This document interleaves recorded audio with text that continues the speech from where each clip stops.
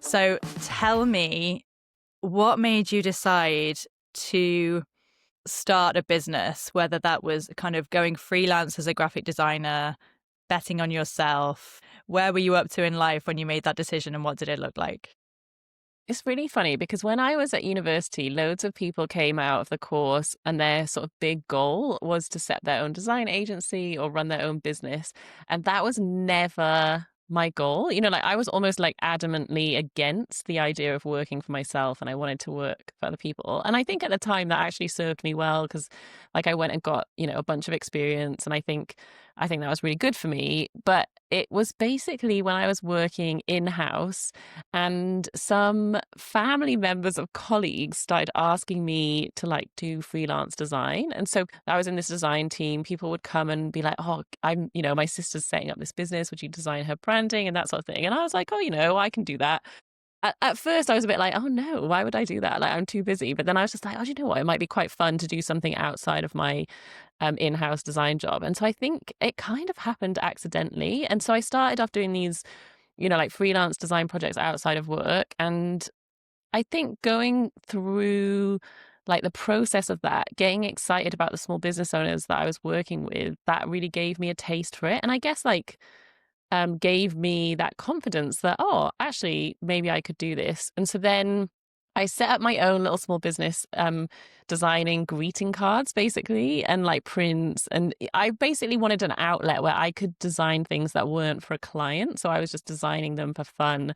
And at this point, it was like a hobby business. So I was kind of just like, if people buy them, great. If not, it's not a big deal. And I could, do like markets. At this point, I was living in London, and so I could go and do all these like craft markets, and it was a really nice thing to do at the weekend.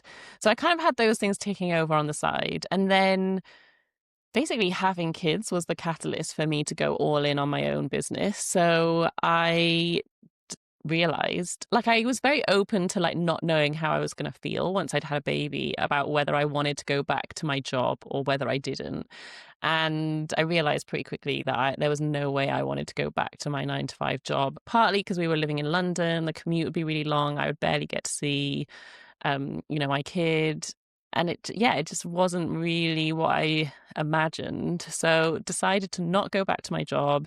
We moved out of London and I guess decided to go all in on running my own business. But at that point, it was very like stop start because it was like, okay, maternity leave ended, but obviously I was still like a stay-at-home mum. We were near family, so my parents would look after my son like a couple of days a week, and I would work in those slots. But it was like a very limited amount of time.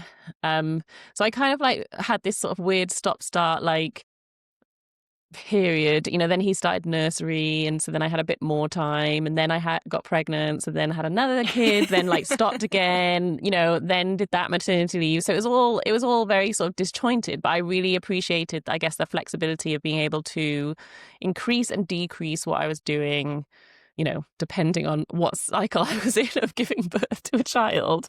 And then after my second maternity leave, I guess I'd got a taste for it at that point, and I was like, I love the flexibility of not having to ask anyone's permission for holiday, not having to ask anyone's permission to like go off for a couple of hours to do something at my kid's school or go to like a Christmas concert or anything like that.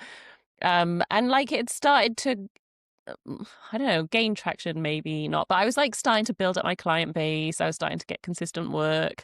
Like it felt like something, that I could actually do and I could actually turn into something that pays me, like a proper salary. I decided to stop the stationery side of the business and go it all in on like the services side of my business. So branding design, because I felt like I could kind of pursue one or the other. Like I didn't feel like I had capacity to do everything I wanted to do with both businesses. So I picked one, totally feel like it was the right decision, wound down the stationery business, and then went all in on building my branding business. And yeah, that's kind of takes me to where I am now, where my kids are quite a bit older. And so I've sort of been doing it, I guess, not full time, but pretty much full time for the last 6 years.